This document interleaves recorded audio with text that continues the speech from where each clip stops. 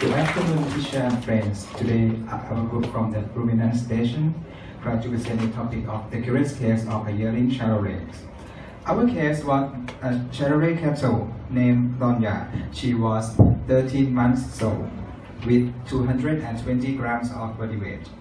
She came to Subalan Hospital for a recurrent and intermittent bloat after weaning and obvious stunt growth. From farm management, this farm weaned the calf at the age of 5.5 months old. They used TMR feed and commercial concentrate with various types of lafish, depending on different seasons. About the Donya, she got concentrate for twice daily, 1 kilo per each, and individual lafish. For preoperative physical examination, we found that her hydration status was lower than 5%. Her rectal temperature was 101 degrees Fahrenheit. The heart rate and respiratory rate was about 22 bpm and 20 bpm respectively. Mucous membrane was pale pink, moist, and CRT was less than 2 seconds. The blood panel showed white blood cell, PCV, and platelets were normal in range, but RBC was high normal, and blood glucose was normal. Starting with initial assessment. From previous information, this is our problem list, which includes specific signs, which is chronic luminal tympani, stunt growth, luminal hypermotility or stasis, and non-specific sign, which was sore ulcers. We assessed only the specific signs. The first one is chronic luminal tympani. This could be further divided into primary GI and secondary GI. The primary GI included anomaly, bacterial infection, obstruction, and metabolic disorders. And the secondary GI included neuropathy, nutritional imbalance, obstruction, and antibiotic using, which can affect to imbalance the normal flora in the rumen. Stunt growth could be accessed as primary and secondary GI. The primary GI in this case included malfermentation, maldigestion, and malabsorption, either from infectious or non-infectious causes. The secondary GI included nutritional imbalance, chronic inflammation. Ruminal hypermotility with incomplete cycle could also be accessed as a primary and secondary GI. The primary GI included inflammation, obstruction, and metabolic disorders. Secondary GI included neuropathy, nutritional imbalance, and obstruction.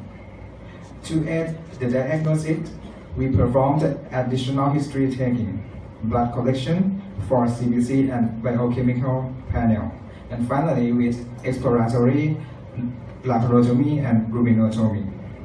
These were the initial findings.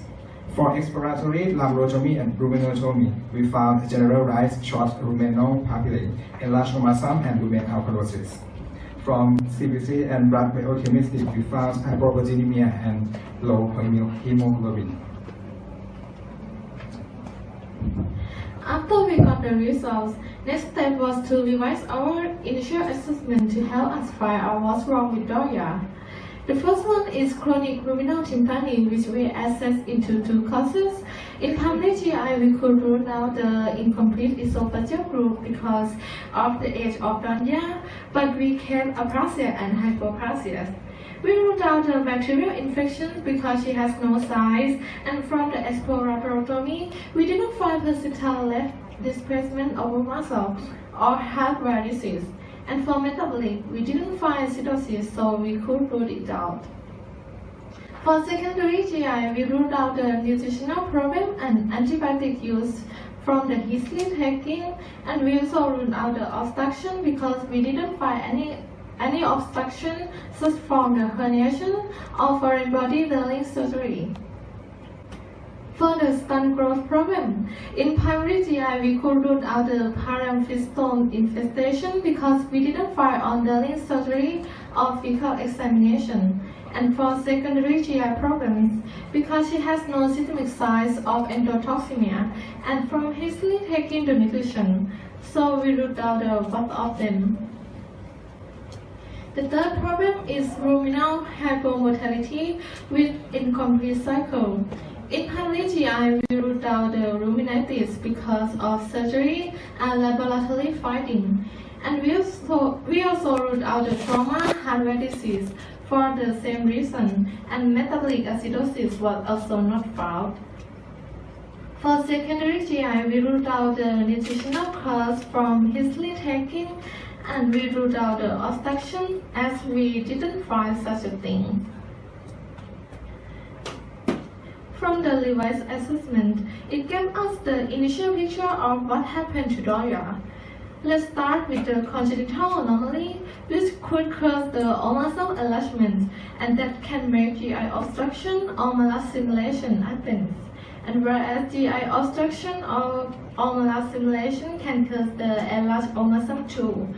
Moreover, congenital anomaly also causes the short papilla, which can make malassimilation that impact to growing of the animal and make them stunt growth and poor body condition and finally lead to sore ulcer. Now let's talk about the neuropathy. This could cause luminal hypomortality or atony, which could cause the chronic growth, anorexia, and stunt growth. Anorexia could also cause the ruminal alkalosis, which further cause ruminal hypomortality or atony. You can see there are dotted lines and red color letters. Those were items that we were unsure, so we did the additional assessment. Enlarged omasum we assessed at the primary GI and secondary GI, which included these items, and short papilla, which could be either congenital or acquired, and GI obstruction we were still unsure about the volvulus and other part of GI, which was not lumen, and malassimilation we suspected about the activity of macrophaga, and also the intestinal parasites. And for neuropathy, we suspected local indigestion. To bring us closer to the diagnosis, these are the list of our diagnostic plan along with the routine post-op follow-up. So let's talk about the results that we found. Okay, start with the clinical pathology. For the white cell panels, we did not find any significant change except for on January 16th that we found the leukogram that's likely to be inflammatory or stress leukogram, but after that it returned to normal. For red cell panel, this one is quite tricky because we found the microcytic and hyperchromic and erythrocytes along with the thrombocytosis. For the biochemistry panel, we found the consistently decrease in the protein level from day one. And on January 23rd, we found that the animal was suffered from metabolic alkalosis. And here is the summary of all additional findings that we found. Start with the additional history taking. We found that the blood was taking place right after weaning, regardless to the type of feed that the animal was fed. The history of the oral antibiotic use was also not observed. For the blood collection and blood analysis, I have told you before. And for ultrasonography and rectal palpation, we did not find any GI obstruction or volvulus, and the bamboo test was negative. For the ruminal fluid analysis we performed on January 23rd, the pH still saw the alkalosis, and the number of aerosol was about 300 times lower than it should be, and the methylene blue reduction time was 1 hour and 48 minutes, but ideally it should be less than 3 minutes. And we also found the imbalance of the bacterial population. And the other clinical observation that we found the absence of the irritation and the difficulty in swallowing even when drinking. So this comes to the tentative diagnosis that we made, which are the type 1 vagal indigestion and congenital anomaly. And how can these two explain all the findings that we found? So let's start with congenital anomaly. This was responsible for the short papillae, and short papillae could lead to malstimulation, particularly malabsorption, which could lead to emaciation. And when the body was depleted of energy, it started to utilize the fat, and the cushion pad was utilized too. So this could lead to sore ulcer. And congenital anomaly might be responsible for the enlarged muscle, but this issue remains to be investigated. And as you know, the papillae is the place where microbials reside, and so the papillae, when they are short, this could lead to the monomer protozoa and could lead to the malstimulation, and this time it was the malfermentation. And malstimulation overall could lead to the iron deficiency anemia and hyperproteinemia. And iron deficiency anemia could be the result of what we found, reactive thrombocytosis. And hyperproteinemia in the long term could lead to stunt growth, and in short term, as we saw, as emaciation. And type 1 vagal indigestion. This was responsible for the ruminal hypomotility or Tony's more severe case, and this could lead to chronic ruminal tympany. And when the animal got blood, it becomes so painful and it stopped eating, and anorexia ensued, and exacerbated stunt growth and iron deficiency anemia. The anorexia also caused luminal alkalosis when there was no feed to be fermented, no acid produced, and saliva, which is still alkaline and produced constantly, swallowed, and so this leads to this condition. And alkalosis is not the ideal environment for the ruminal microbes, so this could lead to the decrease in number of protozoa and inactive imbalance of microbes. And ruminal alkalosis itself could exacerbate the ruminal hypomotility or atony.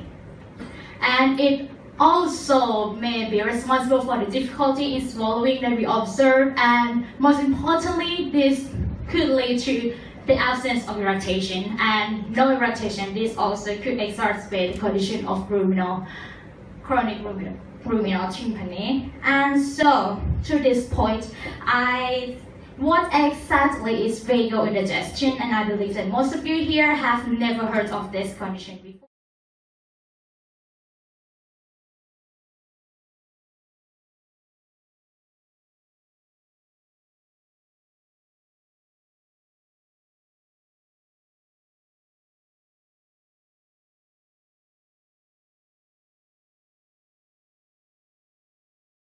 The following day, again, we performed the rumen intubation with transformation and soybean oil administration again.